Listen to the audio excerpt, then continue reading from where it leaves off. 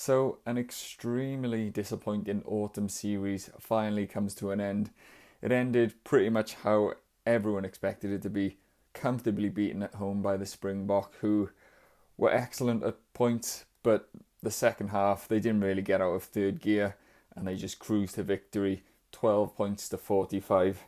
Where to start? I mean, we knew it was going to be tough going into this. We were expecting it to be a physical battle and probably really struggle with their physicality. And so it proved.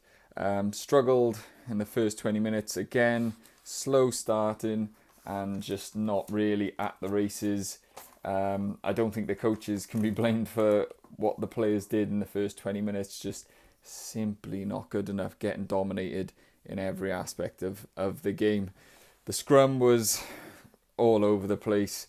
Archie Griffin, bless him, he was in the air at times, and he ended up getting the shepherd's crook around the half-hour mark. The first half, the South Africa took a pretty early lead, and then Wales sort of started trying to hang on and come back into it, but it was just survival the whole time. I thought the forwards actually fronted up a bit better after the first 20 minutes, but it was generally the backs were letting them down. The defence in the back line was just all at sea, players in the wrong place, players flying up, jamming in, and it was just too easy at times. And there was a lot of good work by the forwards that wasn't really backed up by the back line. They did show a bit of character again, similar to the Australia game. They finally got a bit of an opportunity towards the end of the first half, and I mean, they made really hard work of it, but Rio Dyer eventually just a one-on-one, and he actually finishes superbly with the only chance he got with ball in hand for the entire game. And then half-time, we went in, and it was 26 points to 5, so even though we just scored, there was no sort of chance of getting really back into the game. All we could hope was a bit of damage limitation. They started the second half a little bit better. South Africa were just not really taking us that seriously by the second half. They already sort of knew the game was in the bag, and they were just trying things and forcing offloads that probably weren't on. And it was quite lucky for Wales, because I think if they put their foot down like they did towards the second quarter of the second half, they would have just blasted us 50 plus points, I think. But Freddie Thomas got his first cap, so congratulations to him. Unfortunately, the second half, the line-out started creaking, and then when Elias came on, practically fell apart again. There was a couple of good, bit of desperation defence. Blair Murray's held-up try comes to mind. Just a lot of, last-ditch tackles. Eventually, South Africa were forcing it, as I said, and knocking it on. But we were just literally clinging on to keep that scoreline down. There was a lot of effort, but no execution, and we just lack physicality, creativity, belief, any sort of spark in attack. I don't think we attacked them once. When we did have the ball, it was just literally one-up runners. Their line speed was too much for us to handle.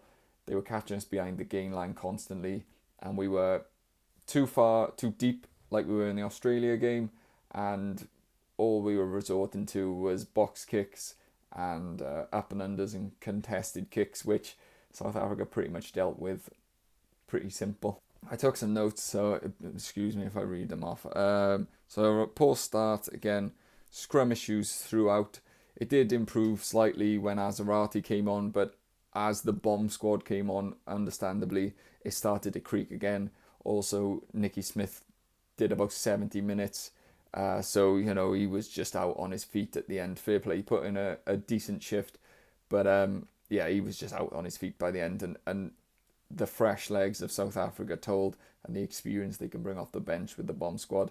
Physicality was a massive issue again. It was always going to be difficult in this game. No one expected us to be able to dominate, or we were just hoping that they would front up and maybe get a bit of parity, but it was too easy. As soon as South Africa injected any pace into it, they were just streets ahead of us, and that was it really. The discipline was frustrating because it was a lot of like unforced penalties in the regards to, there was a couple where the up and under, they've tackled the man in the air, and that sort of penalty, which is not really acceptable. And when you're desperate, I understand the players are just trying to make something happen, so I don't want to criticise them for that. But when you're desperate for anything, those type of penalties are what you need to eliminate, because you can't afford to give the opposition anything when we're in the situation that we are. I wrote Ben Thomas's defence was poor again. It's been poor all autumn, if we're being honest. I think he's been exposed. I said that I thought he was the answer at 12, and I guess I have to hold my hand up and say that was probably wrong. He couldn't handle the physicality. He didn't get a chance to get his hands on the ball in this game.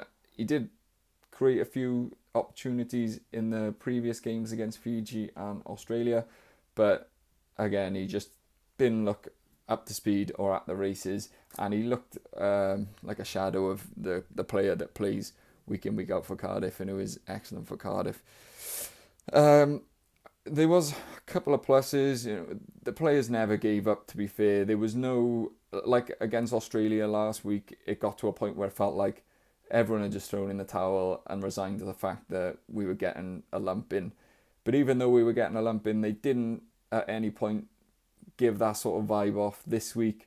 It was like they did give the impression they were playing for each other and they were playing for the coaches. 6 and 7 were excellent, particularly Jack Morgan. I think he had just under 30 tackles and he was the top carrier. I just feel bad for him because he's like a one-man army out there. Botham was excellent as well in a rearguard action, got quite a few turnovers, got his try at the end. He was industrious, he was all action like he always is. But Jack Morgan, I don't have enough superlatives to explain how well he played. He could have, I know it sounds a bit crazy, and 45-12 loss, he could have been man of the match the way he played. He was superb. The backs, again, too deep, same as Australia. I guess that maybe be a lack of confidence and they feel like they need time on the ball, but as soon as they were receiving, first receiver, second receiver, they're miles behind the gain line. The line out fell apart again. I'm not going to criticise Elias because it's not just him. A couple of the line outs, no lifter went up, or the lift wasn't good enough, or South Africa snatched it, but they definitely targeted him when he came on, and a couple of his throws weren't right or weren't perfect, and they picked them off. It seems like, I don't know whether it's just because we're just constantly defending, but it seems like the boys aren't fit enough, which is weird for a Warren Gatland team.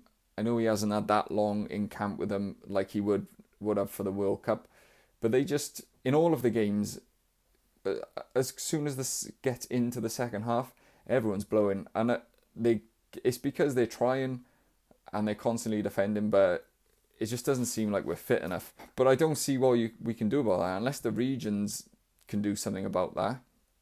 But it's tough because the squad sizes in the regions are so small, and the budgets that they're limited to what they can do. It's a whole thing. It's a whole mess. Yeah, and then I wrote South Africa, just too good.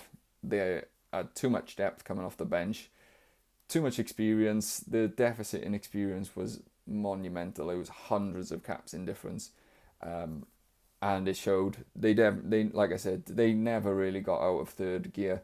When they did step it up, we couldn't get near them. So that's basically the game. Like I said, Nicky Smith was put a lot of effort in. 70 minutes is a lot at international level for a prop. Maybe shows the lack of trust in Matthias still, because when he had him on the bench previously, he's not brought him on, so I don't know what that means. Derry Lake, he gave 100%. He gave a stupid kick at one point, but I just think he's just like out of ideas of what to do. he can hold his head high. It's been a real tough time to be a captain, let alone someone as young as he is, and who's not really experienced, or especially experienced at the top level. So it's been a tough campaign for him. He can hold his head high. He's given everything in every game, and he's been, really good in every game, to be fair. Tough afternoon for Archie Griffin.